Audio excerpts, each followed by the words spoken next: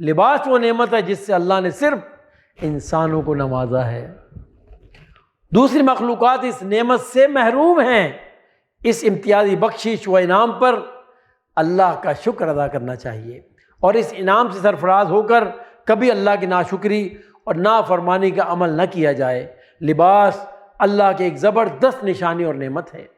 ناظرین کرام، لباس پہنتے وقت سیدھی جانب کا خیال رکھیں۔ قمیض، کرتا اور کوٹ وغیرہ پہنے تو پہلے سیدھی آستین پہنے، اور اسی طرح جب پاجامہ شلوار وغیرہ پہنے تو پہلے سیدھے پاؤں میں پانچا ڈالنا چاہیے۔ نبی اکرم صلی اللہ علیہ وسلم جب قمیض پہنتے تو پہلے سیدھا ہاتھ ڈالتے، پھر الٹا ہاتھ آستین میں ڈالتے۔ اسی طرح جب آپ جوتا پہنتے پہلے سیدھا پاؤں جوتے میں ڈالتے، پھر الٹا پاؤں الٹے جوتے میں ڈالتے، اور اسی طرح جوتا اتارتے وقت پہلے الٹا پاؤں جوتے میں سے نکالتے۔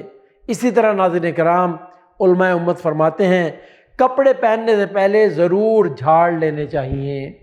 ہو سکتا ہے کہ اس میں کوئی موذی جانور ہو اور وہ خدا نخواستہ کوئی نقصان پہنچائے۔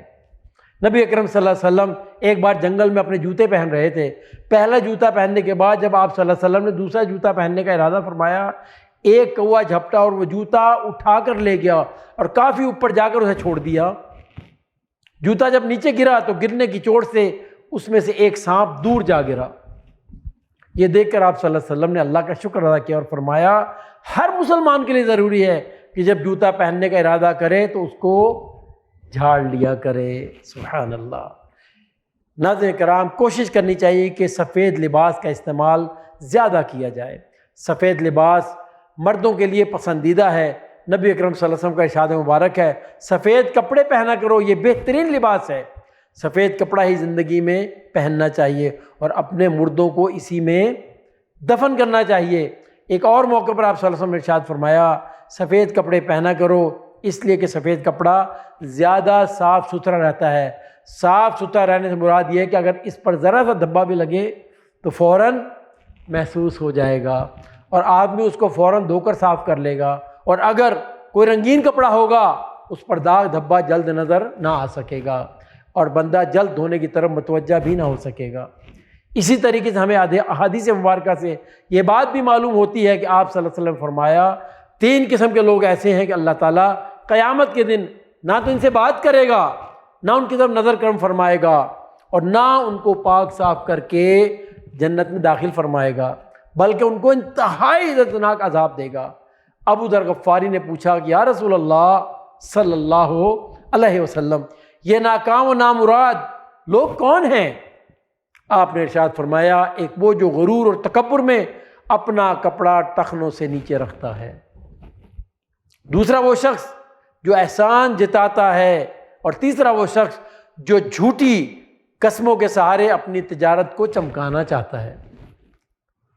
حضرت عبید بن خالد رضی اللہ تعالیٰ عنہ وہ اپنا ایک واقعہ بیان فرماتے ہیں کہ ایک بار میں مدینہ منورہ میں جا رہا تھا کہ میں نے اپنے پیچھے سے کہتے ہوئے سنا اپنا تہبند اوپر اٹھا لو، کہ اس سے آدمی ظاہری نجاست سے بھی محفوظ رہتا ہے اور باطنی نجاست سے بھی۔ میں نے گردن پھیر کر جو دیکھا تو وہ نبی اکرم صلی اللہ علیہ وسلم تھے۔ میں نے عرض کیا یا رسول اللہ صلی اللہ علیہ وسلم، یہ تو ایک معمولی سی چادر ہے، بھلا اس میں کیا تکبر اور غرور کیسا ہو سکتا ہے؟ نبی اکرم صلی اللہ علیہ وسلم نے ارشاد فرمایا کیا تمہارے لیے میری اتباع ضروری نہیں ہے؟ میں نے نبی اکرم صلی اللہ علیہ وسلم کے الفاظ سنے تو فوراً میری نگاہ آپ صلی اللہ علیہ وسلم کے تہبند پر پڑی۔ میں نے دیکھا کہ آپ کا تہبند پنڈلی تک اونچا ہے۔ ناظرین کرام، نبی اکرم صلی اللہ علیہ وسلم کا ارشاد کہ ٹخنوں سے اونچا پاجامہ اور لنگی وغیرہ رکھنے سے آدمی ہر طرح کی ظاہری اور باطنی نجاستوں سے محفوظ ہو جاتا ہے، یہ بڑا ہی معنی خیز ہے۔ اس کا مطلب یہ ہے کہ جب کپڑا نیچے لٹکے گا تو راستے کی گندگی سے میلا اور خراب ہوگا، پاک صاف نہ رہ سکے گا، اور یہ بات ذوق طہارت اور نظافت صحت پر نہایت گراں ہے۔ پھر ایسا کرنا کبر و غرور کی وجہ سے ہوتا ہے، اور تکبر و غرور باطنی گندگی ہے۔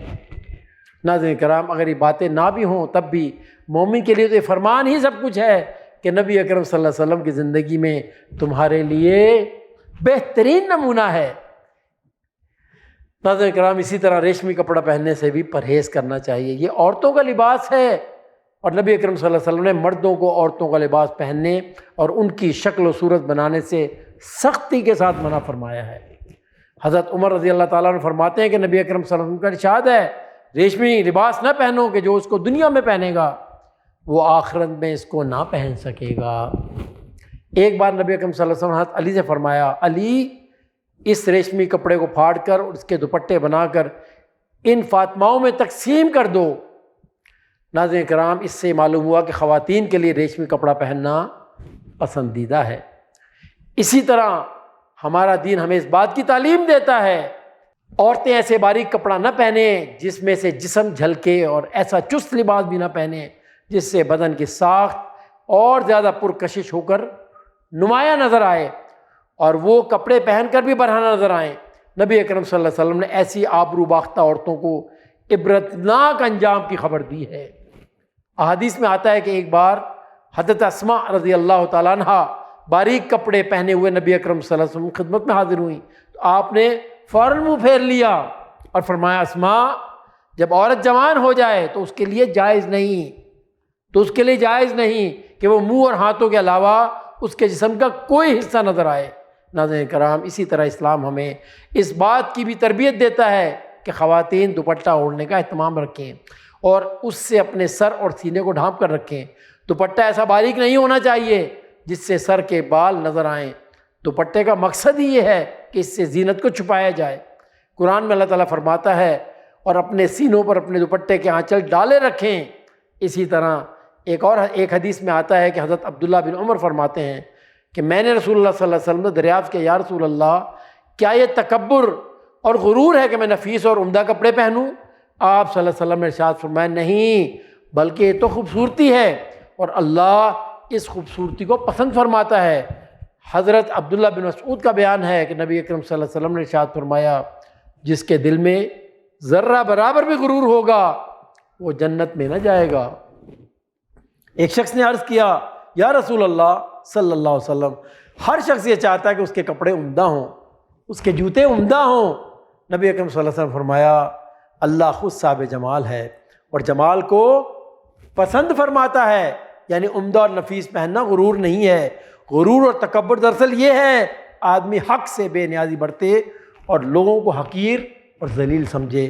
اللہ رب العالمین کی بارگاہ میں عاجزانہ دعا ہے، جو صحیح بات بیان کی گئی اللہ تعالیٰ اس پر عمل کی توفیق عطا فرمائے، آمین یا رب العالمین۔